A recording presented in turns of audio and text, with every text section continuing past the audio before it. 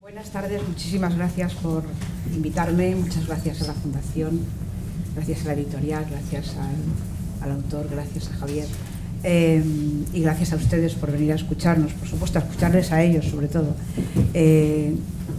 Yo tengo que decir que estoy especialmente satisfecha de estar entre dos personas que, como yo habitualmente vivo en la caldera de la actualidad, en la caldera ardiendo de la actualidad, son dos personas que utilizan las palabras para comunicarse y para entenderse, no para hacer la guerra cultural que está tan de moda ahora en nuestra sociedad. Y estoy especialmente orgullosa de estar aquí porque son dos personas intelectualmente para mí muy admiradas, muy admirables, y solo digo que, en fin, que yo aquí soy casi muy pequeña comparada con ellos. Estamos aquí porque Jordi Gual ha escrito un libro que se titula Confiar no tiene precio. Es un libro escrito por un economista, pero no es un libro de economía, es el diagnóstico de cómo hemos llegado hasta aquí. Y a mí me parece especialmente relevante este libro porque este libro vuelve al lugar del crimen, que no es otro que la crisis del 2008, la crisis financiera del 2008, donde empezaron todos los problemas que ahora tenemos. Él es una persona con un espíritu crítico, no es un liberal fanático, no es un liberal dogmático, es alguien que entiende que el orden liberal y el sistema capitalista que le ha dado apoyo a las democracias, pues ha entrado en crisis porque algo ha fallado y porque el sistema no se ha comportado, porque digamos, como dice él, la relación de confianza se ha quebrado. Se ha quebrado porque los hechos no son los que la gente, digamos, esperaba, porque los ciudadanos han visto que su sistema no hace frente a las necesidades de las personas, porque ha aumentado la desigualdad, porque en el fondo él mismo está incluso ciertamente decepcionado, ¿no?, de cómo fueron las cosas. Yo creo que para empezar, como es mucho mejor empezar por el principio, ¿no?, y explicar cuáles son las causas de que hayamos llegado hasta aquí, y puesto que el lugar del crimen es la crisis financiera, me gustaría que Jordi nos hiciera, digamos, un resumen de cuáles son las causas por las que esa crisis se produjo, con las consecuencias que luego veremos. Para empezar, bueno, ¿no?, por algo. Sí, bueno, muchas gracias, muy buenas tardes. En primer lugar, es para mí un honor compartir panel con Lucía y con Javier y estar hoy en la Fundación Rafael Dempino con motivo de la publicación de este libro y del diálogo que vamos a tener, ¿no? Me preguntas sobre las causas. Bueno, la gran crisis financiera ha sido estudiada desde muchas perspectivas. Yo en el libro, en el libro utilizo el símil de las novelas de Agatha Christie, ¿no? En las novelas de Agatha Christie, en algunas de ellas, resulta que todo el mundo jugó su parte en el crimen que se cometió. Hay una famosa novela de Agatha Christie que es de este estilo. Y efectivamente esto es lo que sucedió. Fueron muchos los agentes que participaron. En el libro lo que destaco son dos fenómenos fundamentalmente. Uno, un periodo muy largo de políticas monetarias, de generación de deuda excesivas por parte de las autoridades, y también unos instrumentos regulatorios para un sector que requiere un cierto grado de regulación que no fueron acertados, ¿no? Y la reflexión a la que voy más tarde en el libro es que esas políticas monetarias de dinero fácil, de fácil endeudamiento, a pesar de que tenemos autoridades monetarias independientes, fueron resultado de un proceso político-social según el cual a los dirigentes les cuesta decir que no a las apetencias, a las necesidades de la ciudadanía y de la población. El sistema capitalista, uno de los problemas que tiene es ese sucumbir al funcionamiento de las democracias liberales, a las elecciones regulares y a la presión político-electoral, y lo que sucede es que provoca determinadas burbujas especulativas, ya sea en el sector inmobiliario, ya sea en otros activos como los activos bursátiles, que cuando suceden, bueno, la teoría era que era mejor dejar que se desarrollasen y que cuando estallasen ya recogeríamos los vidrios rotos, excepto que en aquella ocasión los vidrios rotos fueron descomunales, ¿no? Estamos recogiendo todo. Claro, y lo que apuntabas, ¿no? Las personas se habían generado unas expectativas respecto a su bienestar futuro y sin acabar de comprender lo que había sucedido habían adquirido una formación, habían adquirido unos activos que luego resultaron que la formación no era útil o que los activos habían perdido un valor, ¿no? Y por tanto sus expectativas se vieron defraudadas. Esto fue un elemento muy sustancial de la crisis de confianza en el sistema de la economía de libre mercado y por extensión en las democracias liberales. Pero hay otros fenómenos, no es únicamente la gran crisis financiera y los aspectos económicos, pero como me pedías desarrollar este punto, pues es un buen punto de inicio de la discusión. Luego veremos qué es lo que más se ha añadido para llegar hasta aquí. Bueno, aprovechando que tenemos aquí a Javier Gomá, porque en su día, bueno, y todavía ahora, es objeto de discusión si realmente es posible un sistema capitalista de rostro humano, con valores morales, porque lo que vimos en aquella época y que seguimos viendo ahora es una falta de principios dentro del funcionamiento de ese sistema y una inmoralidad a propósito de cómo se comportan, de la codicia es buena, no todo esto, ¿no? Entonces me gustaría que tú, que eres la persona, por supuesto, indicada para hablar de esto, de valores y de capitalismo. Nada, no te digo nada. Muy buenas tardes. Muchas gracias por las palabras de presentación. A la vicepresidenta, a Lucía, que además creo que no exagero si digo que es una periodista muy leída, sí, realmente muy leída. Y con Jordi, que además nos conocimos en unas circunstancias, en Sant Jordi, además presentando yo un libro que voy a presentar ahora el jueves y que tiene una tesis que hasta cierto punto representa una cierta voz polifónica o de contrapunto respecto a lo que estamos hablando ahora. Es un libro, este no es un acto de presentación, lo he dicho, aparece en la convocatoria, no es un acto de presentación, pero se parece mucho, porque es con motivo de la aparición de un gran libro. Y a mi juicio, una presentación de un libro o un acto como este que se parece no es un debate, no es una crítica literaria, no es unas oposiciones que tenga que superar Jordi. Básicamente es una enhorabuena al autor porque ha escrito un gran libro y segundo, una invitación a su lectura. Realmente invito a la gente a leer un buen libro, un libro además que tiene esa virtud que a mí me gusta mucho, y es que lees un libro pero luego sales de casa y puedes presumir de haber leído 1000. Tienes la sensación de haber leído 1000 libros, porque menciona bien mencionado de contenido. Entonces, yo recuerdo haber leído de jovencito un libro sobre el ascenso del nazismo, que era un libro muy bien hecho, que en 200 páginas te ilustraba sobre todos los grandes problemas de todo orden económico, político, social. Y cuando terminabas el libro, pues estuve 10 años presumiendo de todo lo que sabía del nazismo, cuando en realidad solamente había leído ese libro ya. Y con este puede ocurrir lo mismo. Yo os recomiendo que si queréis tenéis un crédito intelectual de 10 años, de poder presumir de haber leído los mejores libros que en esta materia hay. Yo os recomiendo que os hagáis además que se lee muy bien. Yo creo que el acierto del tema es incuestionable. Y el planteamiento, que además, como te ha dicho Lucía, es un libro de un economista, pero no es un libro de economía, es un ensayo. Lo dice además en el epílogo Jordi, y creo que es totalmente cierto. El libro emana algo que creo que es cierto, absolutamente cierto, incuestionable, aunque yo me he atrevido en otros sitios a ponerlo en perspectiva. Lo que sí que emana claramente es que recoge un malestar. Hay un malestar. Lucía además ha hecho cargo de ello. Lo que no es seguro es que ni necesariamente van al unísono, es que el malestar nazca de que estamos peor. Porque yo defiendo, en cambio, he defendido en muchos sitios que vivimos el mejor momento de la historia universal.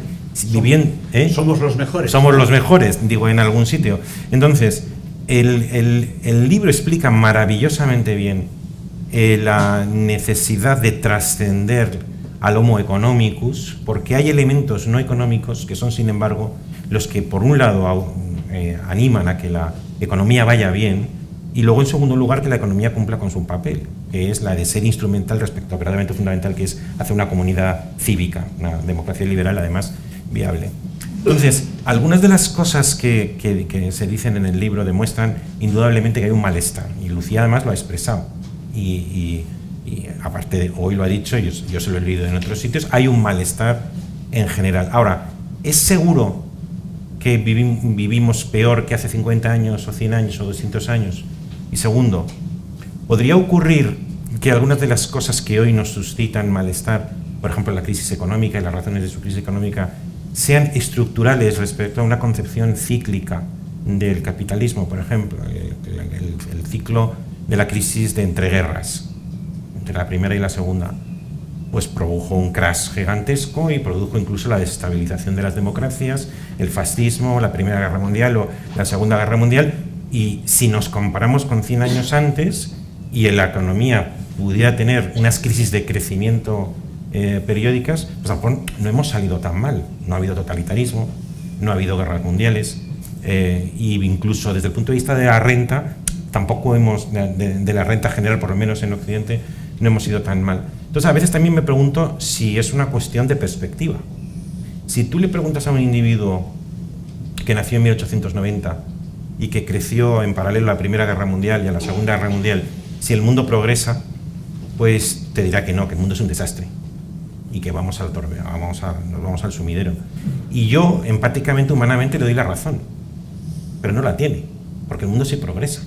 El mundo va a mejor, no solamente en lo económico, sino en lo material. Entonces, si me pregunta Lucía, como ha hecho, ¿qué ocurre con el capitalismo? Yo diría que si asumimos la premisa, que sabe Jordi que yo he defendido en los libros, de que vivimos en el mejor momento, o a veces lo formulo, y vivimos en un mundo esencialmente imperfecto, con el único matiz de que es el menos imperfecto de la historia, y que no solamente en un sentido material, sino en un sentido moral, pues entonces tendríamos algo muy raro, y es que el capitalismo, que aunque es inherente a la condición humana, se ha desarrollado sobre todo en el Renacimiento, dice Max Weber, ¿no?, la separación de la casa y de la empresa, una contabilidad separada entre una cosa y la otra, se desarrolla infinitamente. Entonces el capitalismo solo, si lo dejas solo, produce mercancías e incluso convierte a los hombres y a las mujeres en mercancías, cosifica. Pero en Occidente se ha conseguido que el desarrollo del capitalismo, que tú mismo dices en el libro, es una utilización muy eficiente de los recursos porque produce gran riqueza. Sin embargo, en Occidente se ha conseguido lo que en un momento dado tú dices algo así, que es un capitalismo ilustrado, y es compatibilizar una riqueza que puede ser inhumana, que no tiene rostro humano, como dice Lucía, con un plan de justicia social, con la redistribución. Entonces, el mecanismo que es, por un lado, producir y por otro lado, redistribuir, no ha sido una mala fórmula dentro de Occidente. Producir genera riqueza, redistribuir produce justicia social. Por ejemplo, ese plan general de justicia que son los presupuestos anuales del Estado. Entonces, si dejas solo el capitalismo, desde luego produce cosificación. Pero la cosificación se atempera si logras educar el capitalismo. Si logras que el capitalismo responda a la justicia social. ¿Tú estarías de acuerdo con eso? Sí. De hecho, yo creo que has centrado bien los puntos de referencia, pero en el libro lo que me cuestiono no es tanto el fracaso del capitalismo. De entrada, lo que hago es analizar lo que llamaríamos la economía social de mercado, que es el capitalismo que practicamos en Europa continental, que no es un capitalismo ultraliberal y tampoco estamos hablando de economías planificadas al estilo de las que teníamos más allá del telón de acero que tú mencionas en tu libro, ¿no? Por tanto, ya es un capitalismo ilustrado el que hemos tenido desde la Segunda Guerra Mundial. ¿Y eso lo consideras un éxito? Sí, cuando yo planteo en el libro la desafección frente al sistema, el malestar, como tú has dicho, lo que yo le llamo la desconfianza, no es porque el sistema haya fracasado generando riqueza y bienestar. Yo estoy fundamentalmente de acuerdo con tu tesis de que si uno pudiera escoger el momento en el que vivir, independientemente de las distintas eras, este sería el mejor. Si uno tuviera el velo de la ignorancia. Exacto, el velo de Rawls, ¿no? Uno escogería este momento. Aunque te toca estar en una parte baja de la escala social, estarías mucho mejor que hace 20, 40, 60 años. Y a pesar de esto tenemos malestar. Esto es lo que me preocupa en el libro. ¿Por qué no confiamos en el sistema cuando el sistema ha demostrado ser el que genera mayor riqueza? ¿Y está justificado esa desconfianza? Sí. Bueno, yo la atribuyo a dos elementos, ¿no? Por un lado, a que el sistema, aunque sea muy eficiente generando riqueza y bienestar, nunca ha sido eficiente distribuyendo esa riqueza. El tema de la equidad es distinto del tema de la eficiencia, y la economía social de mercado es un intento de conseguir justicia social. Y ahí es donde yo pienso que el sistema democrático ha fallado en cierto modo, garantizando ese acceso a los bienes básicos a toda la población. Muchas veces por un problema en el funcionamiento de nuestras democracias. Por lo que yo llamo que en ocasiones ha ocurrido que los partidos, de algún modo, los partidos políticos han patrimonializado el Estado y lo han utilizado para sus propios fines. Al igual que han utilizado las políticas públicas desde una perspectiva clientelar, en lugar de regirse por la búsqueda del bien común. Por tanto, en ese ámbito, la economía social de mercado ha tenido un éxito discutible, más en unos países, menos en otros, de los países de Europa continental. Y luego, evidentemente, otra cuestión, otra dificultad que tiene la economía de libre mercado es hacer frente a este tsunami que estamos viviendo de cambio tecnológico en el planeta, en las economías occidentales, y a la revolución que ha supuesto también la globalización de las economías. Estamos viviendo unas décadas de mucha tensión en las economías internacionales, parecida a la tensión que provocó la revolución industrial. Y la economía de libre mercado y la democracia liberal tiene unos fundamentos morales básicos, el liberalismo político y moral, que da lo que da, unas guías muy sencillas de comportamiento basadas en el respeto mutuo y el respeto de los derechos humanos, pero permitiendo distintos estilos de vida, distintas maneras de afrontar la realidad, y rogando a los ciudadanos que permitan la convivencia, pero sin ofrecer una guía moral clara que permita a los ciudadanos hacer frente a decisiones importantes en términos del mercado de trabajo, en términos de su propia identidad. Y en cambio, los procesos de globalización, de cambio cultural, de migración, de migraciones, están sometiendo a los ciudadanos a que se cuestionen su identidad, ¿no? Y el sistema... Yo en algún momento del libro digo que bueno, hay que ser superhombre o supermujer para afrontar este mundo el que nos ha tocado vivir. Yo voy a añadir algunas de las razones del malestar. Creo que el principal malestar de las sociedades de hoy, y luego hablaremos de cómo eso ha destruido el sistema político en Europa Occidental, produciendo péndulos, ¿no?, que han ido de la izquierda a la derecha, y ahora fíjate tú. Yo creo que no hay duda de que los últimos 30, 40 años de la historia de Europa Occidental han sido un éxito absoluto, y que no hay ninguna duda a propósito de que el orden liberal, basado en el sistema del capitalismo liberal, ha producido riqueza para todos. Es decir, el Papa lo dice un poco, ¿no? La riqueza está muy concentrada arriba, pero hacia abajo también, ¿no? Y eso es lo que creo que ha fallado. Yo creo que el principal malestar de ahora mismo consiste en que, como tú dices, la redistribución ha fallado, pero sobre todo consiste en que ahora mismo el que nace pobre muere pobre. Y esto, o sea, que tu igualdad de oportunidades ya no existe en relación con tu código postal. Que si tú vives en un barrio, naces en un pueblo, bueno, en definitiva, yo nací en un pueblo en el año 60, que estaba en la Edad Media, y ahora estoy con vosotros aquí. Esto creo que ahora no sería posible, creo. No sé si tú crees que esto sería posible. ¿Tú qué opinas, Jordi? Pues no lo sé, pero este es el tema. Es decir, de hecho dedico un capítulo a las políticas redistributivas. Las políticas redistributivas en la economía social de mercado son de dos tipos, ¿no? Una es la intervención vía impuestos y subvenciones y con el estado del bienestar para reequilibrar la distribución de la renta y de la riqueza, y también la política regulatoria, que trata de modificar, de intervenir en los mercados, no para mejorar la asignación de bienes y servicios, sino con objetivos de equidad. Por ejemplo, las políticas de vivienda, las políticas del mercado del alquiler. Sería un ejemplo que a veces están orientadas pues, a tratar de redistribuir. ¿Y la educación? ¿No? La educación sí forma parte del estado del bienestar. Eso es. Igual que la sanidad, ¿no?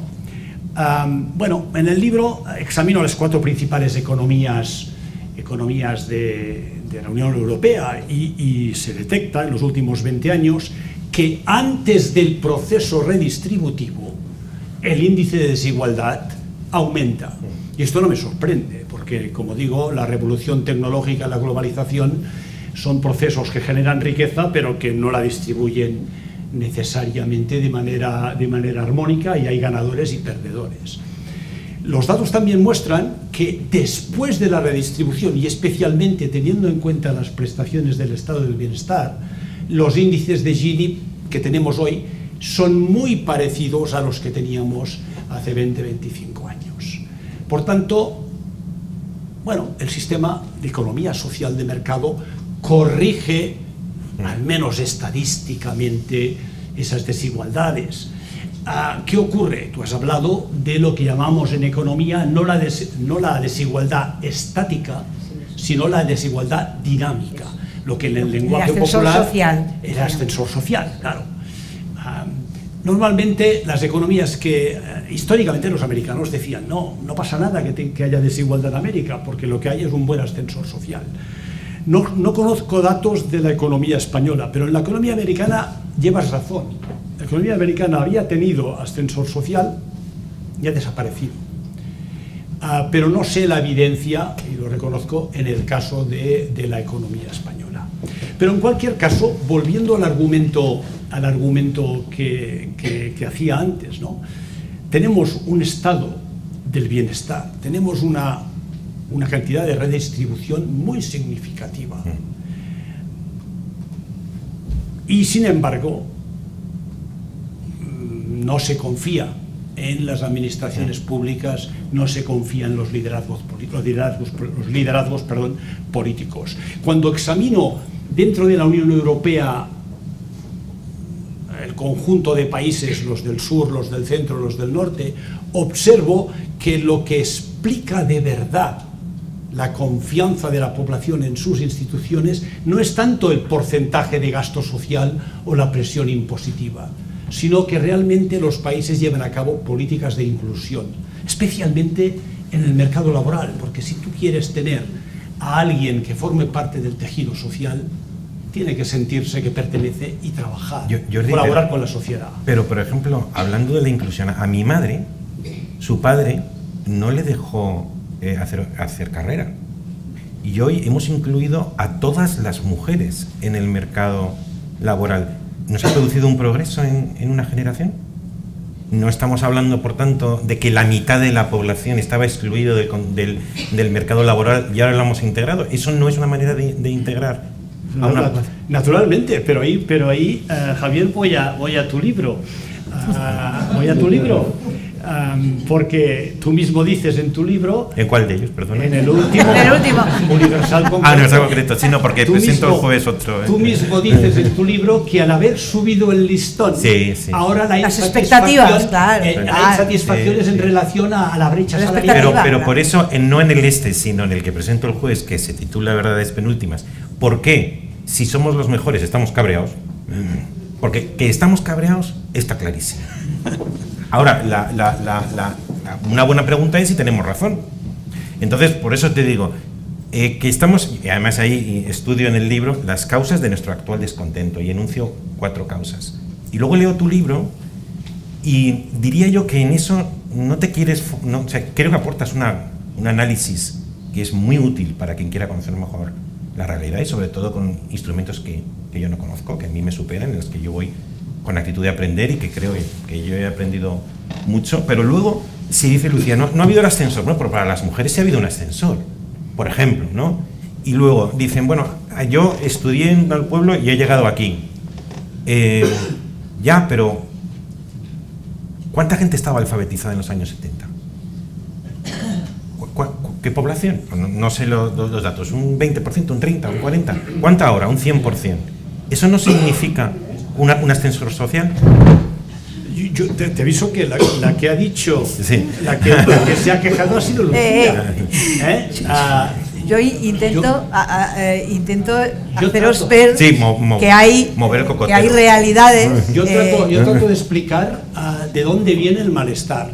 Y lo que trato también es de ayudar a ver que el capitalismo, la economía de libre mercado, no se fundamenta en la codicia, se fundamenta en 2 epígrafes. El primero, el lógico interés que tiene cada persona y el deber, incluso, de asegurar su propio sustento y su propio interés.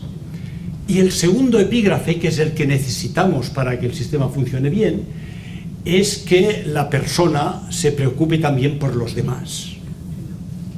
Y esto forma parte de ser una persona, es parte del ser humano. Es imprescindible que esté ahí. Y está. Cuando está, es cuando la gente acepta, cuando alguien le da la confianza, o cuando está dispuesta a depositar la confianza, porque lo que argumento es que confiar en los demás es costoso. Este es un bien que no tiene precio, pero cuesta. Si yo confío en Javier, él me la puede jugar. Puede no cumplir con las expectativas que yo he depositado en él. A veces con intención o sin intención. Por tanto, tomo un riesgo. Y cuando él recibe mi confianza, si asume esa confianza, tiene una responsabilidad moral frente a mí y por tanto le cuesta algo. Por tanto, para que haya confianza entre nosotros, tiene que haber un poco de altruismo, porque ese coste lo tienes que asumir. Soy economista, ya se ve, ¿no? Pero en tu libro, si me permites, hay momentos en los que argumentas que un egoísmo ilustrado, un egoísmo inteligente, ¿sí?, que además piense a largo plazo y no a corto plazo, le puede convenir, sin necesidad de altruismo, una cierta cooperación. Por ejemplo, que es la convicción de que entre todos llegamos más lejos que yo solo. Entonces, montamos una empresa, montamos una institución. Ahí no hace falta un ánimo altruista. Y hay momentos, en cambio, dices, en que el funcionamiento de una sociedad no se explica bien si no trasciendes la hipótesis económica. Correcto. En el que entonces tú pones mención la simpatía, la identidad. Correcto. Los lazos familiares, los lazos afectivos. Sí. ¿Por qué no? Dices en un determinado momento, la imagen de uno mismo. Es que a mí hay momentos en que no me siento bien comportándome de manera egoísta. Un sentimiento básico de lo equitativo. un sentido básico del interés general. No sé si le llamaría altruismo a eso, porque también es un yo emocional, no es un yo económico. No sé si altruismo, pero creo que la argumentación de tu libro en ocasiones sugiere que uno puede ser egoísta a largo plazo, y otro en el que sugiere que hay elementos no egoístas que también explicarían bien el funcionamiento de la sociedad. La verdad es que da gusto tener un lector del libro. He aprendido mucho. Como Javier, ¿no? Utilizo el argumento del capitalismo ilustrado especialmente cuando discuto cuál es el modelo de empresa, ¿no? El modelo de empresa clásico del capitalismo es el modelo a la Milton Friedman, ¿verdad?, de aquella empresa que persigue el beneficio y nada más, y a corto plazo, si hace falta. El capitalismo ilustrado es aquel capitalismo que persigue el beneficio a largo plazo, teniendo en cuenta que algunas decisiones que tomas en relación al medio ambiente o al entorno social en el que te mueves, si eres inteligente, si eres ilustrado, incorporándolos a tu toma de decisiones, acabas aumentando igualmente el beneficio a largo plazo. Y argumento que es insuficiente, que en ocasiones puede solucionar el problema en el mundo de la empresa, pero que la contradicción entre los objetivos sociales y los objetivos medioambientales que le importan a la población, y es por ello por lo cual la población a veces pierde confianza en el sistema, pues esos objetivos sociales o medioambientales pueden entrar en conflicto con el beneficio. Yo recuerdo un empresario que hace no muchos meses me decía: oye, es que yo tengo unas gallinas que me ponen unos huevos fantásticos y las pongo en un corral que estén todas bien separadas, que todas tengan su espacio, porque entonces tengo unas gallinas que están muy bien cuidadas y respeto a los animales. Pero claro, esos huevos salen más caros. Esos huevos no necesariamente. Si trato de venderlos, resulta que no los puedo vender a ese precio. Y por tanto el beneficio entra en contradicción con el objetivo ecológico, en este caso el objetivo social. Por tanto, en el libro argumento que el modelo de empresa que resuelve esa contradicción es el modelo de empresa con propósito y que incorpora a los stakeholders, a todos aquellos que contribuyen a generar riqueza, no en la toma de decisiones, pero sí en el goce de los resultados del proceso productivo. Eso requiere cierto grado de altruismo. Pero tú eres... Perdona que te interrumpa. Sin en ningún momento poner en riesgo a la empresa, naturalmente. Claro. Los beneficios tienen que ser suficientes para poder contribuir a darle un retorno al capital que ha invertido en la empresa. En muchos negocios esto es posible. Y al mismo tiempo tener a los trabajadores participando, a los trabajadores comprometidos, confiando en la dirección, y a la comunidad respetando a esa empresa. ¿Puedo hacer una No. No, vamos a ver. En el libro, que efectivamente se enuncian las tres clases de empresa, la que podríamos llamar el interés a corto plazo clásico, individualista, sobre todo del accionariado. La segunda, en la que se habla de un capitalismo ilustrado, en el que parece que no se tiene en cuenta solo el accionista, sino los stakeholders en general y con un beneficio a largo plazo, y luego las que tienen propósito. Pero en el propio libro, a veces da a entender que esa tercera clase no es tan fácil y no es tan viable. Entonces, yo te pregunto, perdona que en este caso te esté pinchando un poco, y también te doy mi punto de vista. ¿Eso es una empresa o es una ONG disfrazada? Estamos desvirtuando lo que es una empresa, porque yo te digo dónde encuentro yo el momento ético de la empresa. Evidentemente es bueno incluir a todos los interesados, no solo al accionista. Eso está bien. Es bueno que cumpla la ley, está bien. Es bueno que los empresarios ellos mismos sean decentes, eso está muy bien. Pero la esencia de una empresa es el lucro, es el beneficio. Esa es mi tesis. ¿Cuál es el momento, y además a largo plazo, si es inteligente, a largo plazo, porque a corto, no, a largo plazo, incluyendo a todos también, sí. pero no solamente tienen que ser, creo que sí, una especie de ONG disfrazada, sino que es una empresa. Y es como si me dices, ¿qué es el tenis? El tenis es ganar el último punto, como sea. Y una vez que ha terminado el último punto, has ganado el último punto, ya en los agradecimientos dices que el rival es buenísimo, que le felicitas al box, que es un honor, pero lo que quieres es, y si es necesario, como me dice mi profesor de tenis, dice, cuando alguien suba, cuando el contrario suba a la red, le tiras el cuerpo y pides perdón. Entonces, no, un comentario nada más. Que yo decía, el momento ético, y te paso la palabra y perdona por usarla demasiado. ¿Cuál es para mí el momento ético de la política? ¿De qué va la política? De obtener el poder. Dice Max Weber, el poder es la capacidad de obtener obediencia. La gente quiere que le obedezcan. Y por eso es capaz de entregar la vida entera, porque hay un deseo y un apetito de poder y obtener obediencia. Y las reglas del poder, desde antes de Pericles hasta hoy, es obtener el poder, si es posible, en sistemas democráticos, a través de procedimientos democráticos. ¿Y cuál es la esencia de la empresa? El lucro. Si no, pues es una ONG, o es una fundación, o es una institución pía. ¿Cuál es el momento ético de la política? Para mí, la ciudadanía ilustrada, que emite bien su voto y expresa la opinión pública, por ejemplo los artículos de Lucía, en el que se establece una demanda social de tal manera que los políticos, que en realidad no quieren más que obtener el poder, necesitan crearse una imagen que satisfaga una ciudadanía ilustrada. ¿Y cuál es el momento ético de las empresas? Para mí, ese sufragio universal, ese plebiscito cotidiano que es el mercado. El consumidor que compra esto. ¿Por qué?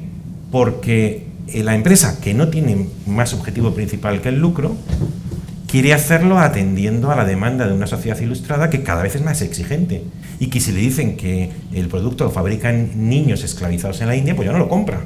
Y que en cambio, si le dicen que en vez de fabricar los niños esclavizados de la India, lo hacen con productos naturales y con respeto a los derechos humanos y además de una manera que no contamina, dirá, pues entre dos naranjas compro esta.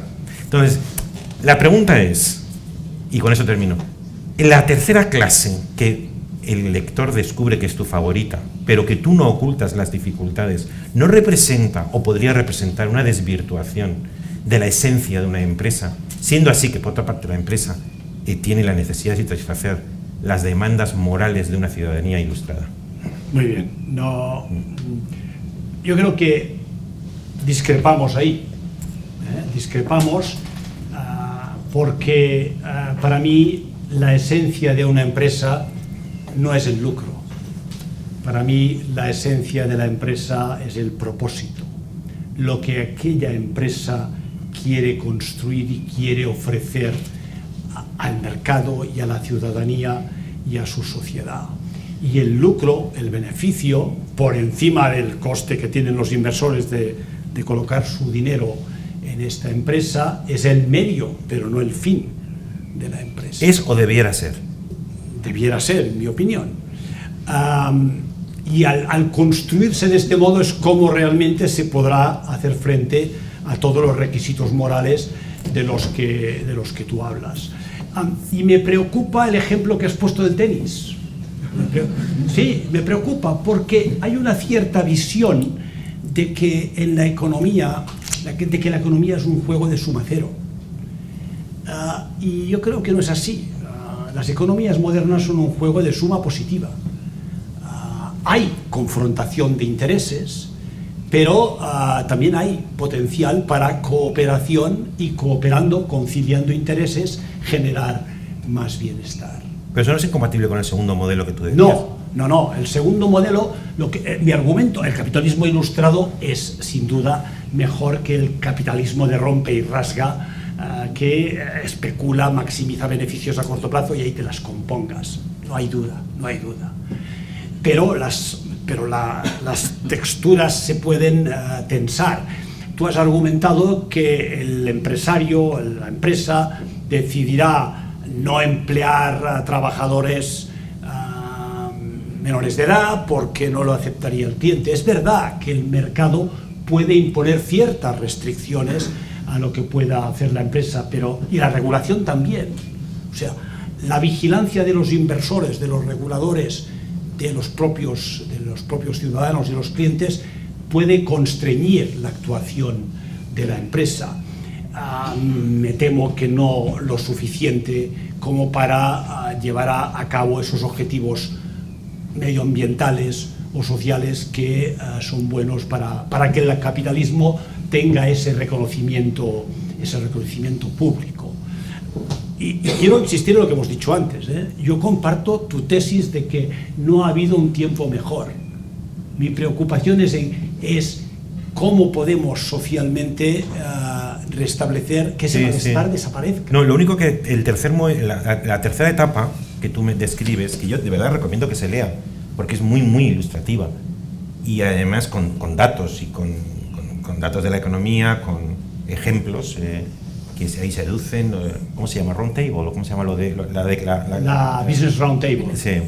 Del año 2020 o 2019 o por ahí, que es muy interesante, que sin embargo he oído por ahí que ya se han replegado en determinados... Lo que te quiero decir, la pregunta es si el tercer ejemplo es un propósito, la tercera tesis es un propósito moral o es una realidad. Es decir, al día de hoy, cuando uno va a montar una empresa, no tiene como un sano objetivo ganar dinero y mucha gente lo hace vendiendo tornillos. No creo que haya un gran propósito suministrando carne o haciendo viviendas sociales. Bueno, ahí puede algunas sí, en el sentido de que no estorba el interés general, pero ¿no crees que no es reprochable el deseo de hacerse rico creando empresas y creando empleo y creando riqueza?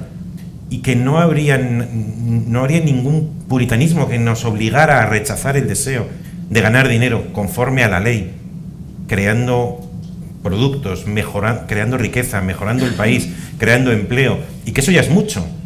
Y si es de manera ilustrada, es un gran avance. En cambio, la tercera etapa que tú describes, que tú mismo aduces ejemplos de su dificultad, me pregunto si en ocasiones es más un desideratum que podría tener algo que ver con una cierta como intento de sanar algo que a mí no me parece enfermo, que es la empresa tradicional ilustrada, ¿no?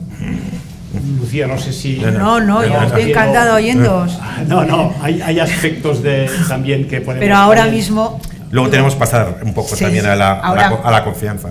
Sí, para tal vez dejar cerrar el tema, que es del capítulo 4, que es el capítulo dedicado a la empresa, que además se une a aspectos que discuto en otro capítulo que tienen que ver con motivaciones no económicas de las personas, ¿no? Que como muy bien has mencionado. No, el modelo de empresa de stakeholder, de empresa con propósito, tiene dificultades para ser, yo pienso que desde la perspectiva de la aceptación por parte de la sociedad de las empresas, tiene un punto muy positivo. Y pienso también que su dificultad para que existan más ejemplos y más casos de este tipo de empresa tiene que ver con dificultades regulatorias. La regulación tiende a estar pensada para las empresas cotizadas cuya propiedad es muy dispersa. Ese tipo de empresas cotizadas con propiedad muy dispersa normalmente acaban siendo pasto de los fondos que quieren resultados a corto plazo. La empresa que yo prefiero es aquella que es capaz de poner las luces largas y que por tanto tiene en cuenta esos efectos que a corto plazo no se ven, y por eso es beneficiosa.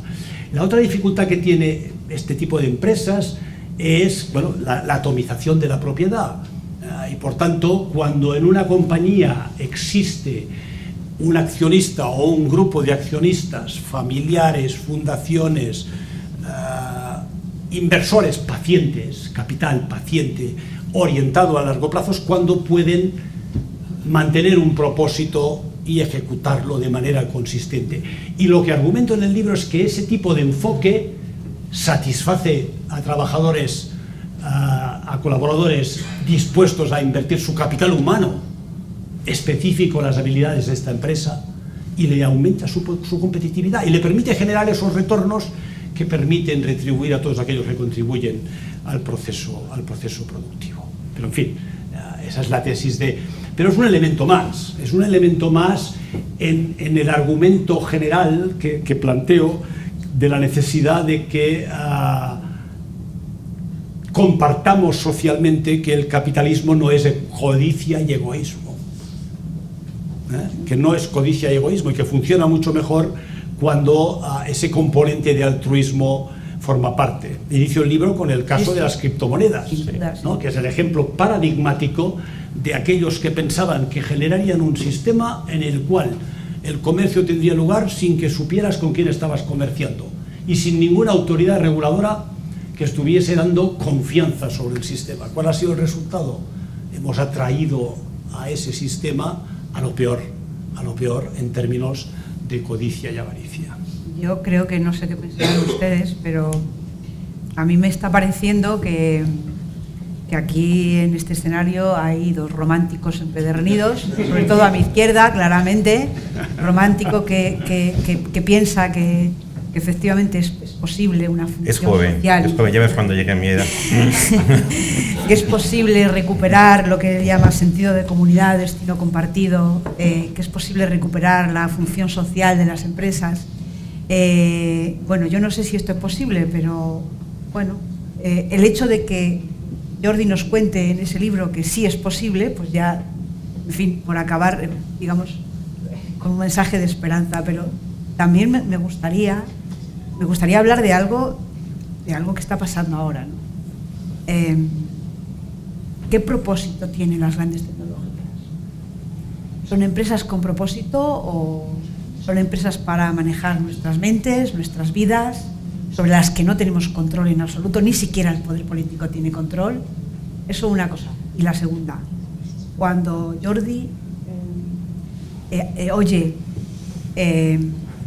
la palabra liberal en boca de algunas personas, como por ejemplo Javier Milei, como exponente de un fenómeno que está sucediendo ahora mismo, ¿no?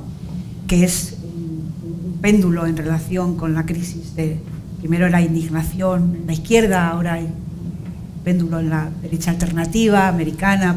Bueno, cuando oye la palabra liberal, defendiendo determinadas políticas y oye que la justicia social es una aberración, exactamente, no sé, los defensores de este orden, digamos, ¿os sentís un poco defraudados porque haya llegado o haya podido evolucionar hacia esos fenómenos de derecha alternativa ahora mismo? Y liberales, que se llaman ahora. Bueno, oye, tus dos puntos son importantes y los dos tienen enjundia. Voy a empezar con el segundo, porque el primero, entiendo tu preocupación, porque en los medios de comunicación el impacto de las tecnológicas es destructivo. Es espectacular. Luego podemos hablar. Pero el primer punto también es muy importante. Bueno, Javier Milei no es un liberal. Javier Milei es un ultraliberal, un libertario. Yo supongo, yo conozco Argentina, pero no soy un experto en Argentina, pero supongo que su elección es el resultado de muchos años de una política peronista fundamentalmente, en la cual una economía más o menos social de mercado ha sido utilizada torticeramente por los partidos en el poder para patrimonializar el Estado y para usarlo de manera clientelar en un grado extraordinario, y se ha producido la ley del péndulo y ha aparecido un dirigente extraordinariamente situado en el ultraliberalismo o en la posición libertaria, ¿no? ¿En qué medida esto tiene que ver con los progresos de la extrema derecha en el continente europeo? Yo no haría muchos paralelismos, ¿no? La extrema derecha, yo no soy experto en ciencias políticas, ¿no? Para unirlo a la confianza y a la desconfianza frente al sistema, como como he argumentado, ¿no? Vivimos tiempos de gran convulsión social.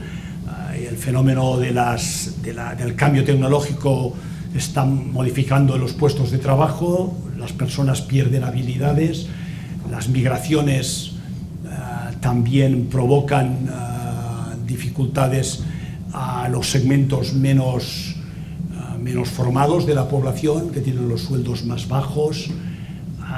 Habrá componentes de desigualdad, como tú has mencionado, pero como también ha mencionado Javier, las personas no solo se mueven por los aspectos económicos, su aspecto identitario es muy importante.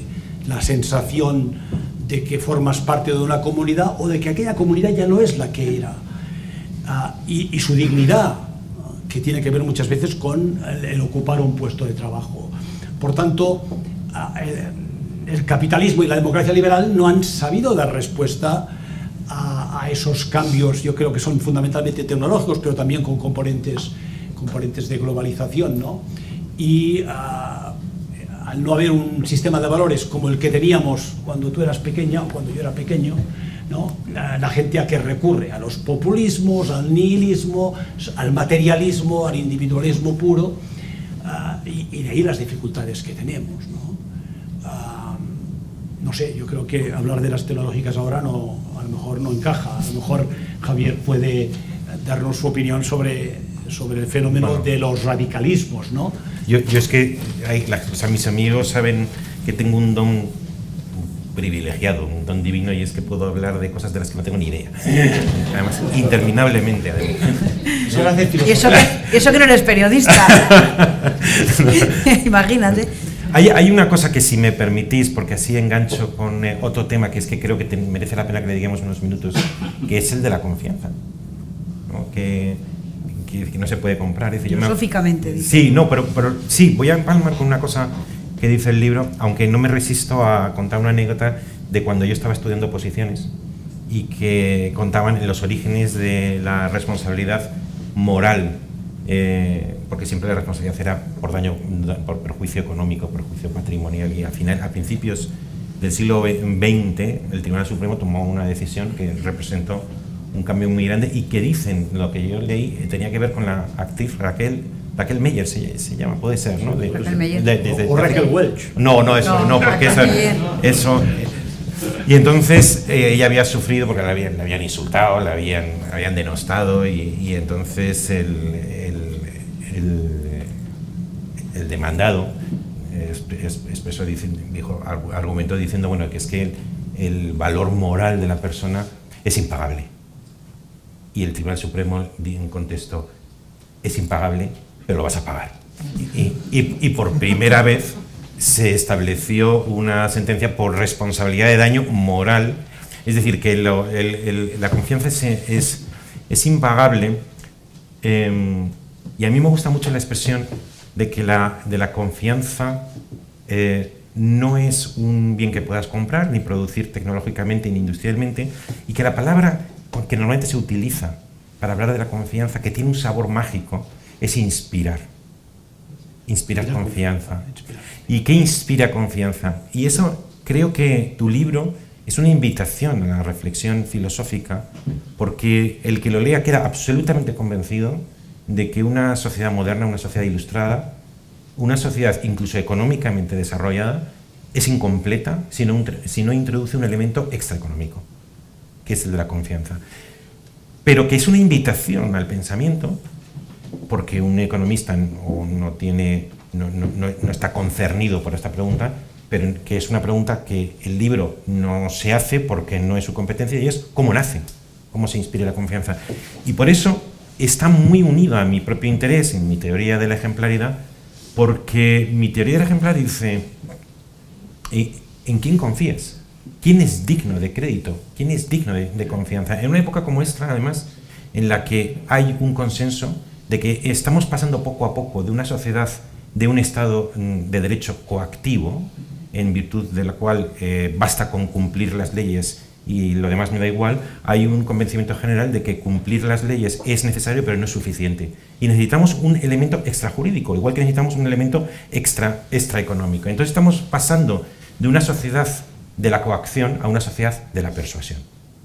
Ya no puedes decir aquello de a tu hijo, esto lo haces porque lo digo yo, porque soy tu padre. Esto ya... Prueba a decírselo a tu hijo a ver qué pasa, porque ya vivimos en una sociedad en que el argumento de la autoridad no funciona. A veces he puesto el ejemplo también de cómo en los políticos hace 25 años Anguita decía programa, lo que importaba era el programa, y hoy día se han sustituido en política se han sustituido los programas por las autobiografías.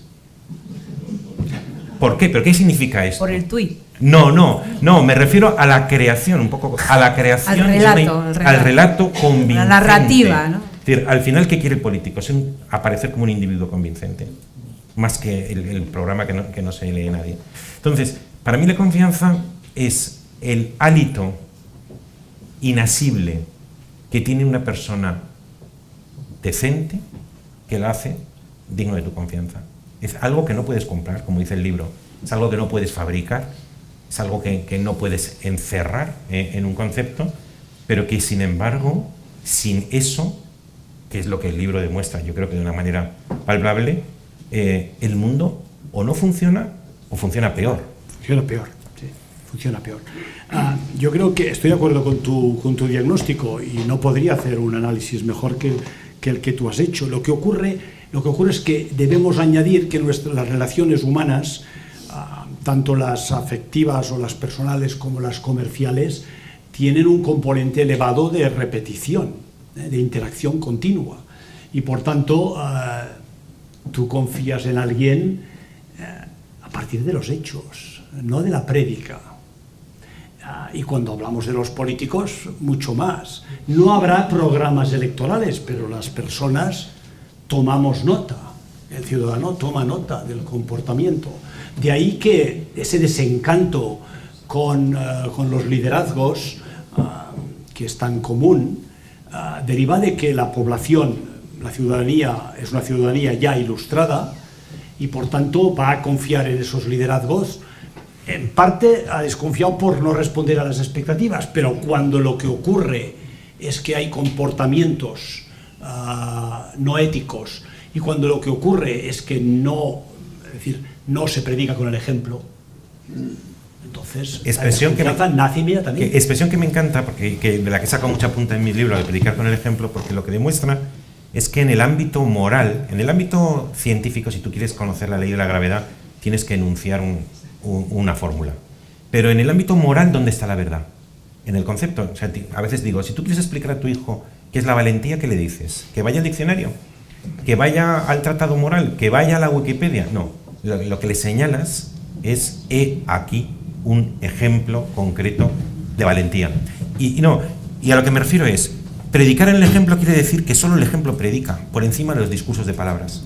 Y que si se produce contradicción entre el ejemplo y el discurso, prevalece el ejemplo. O dicho de otra manera, piensas que el discurso es hipócrita. Correcto. Y hay otro punto que quiero añadir, que lo utilizo y que yo creo que es importante sacarlo a colación ahora.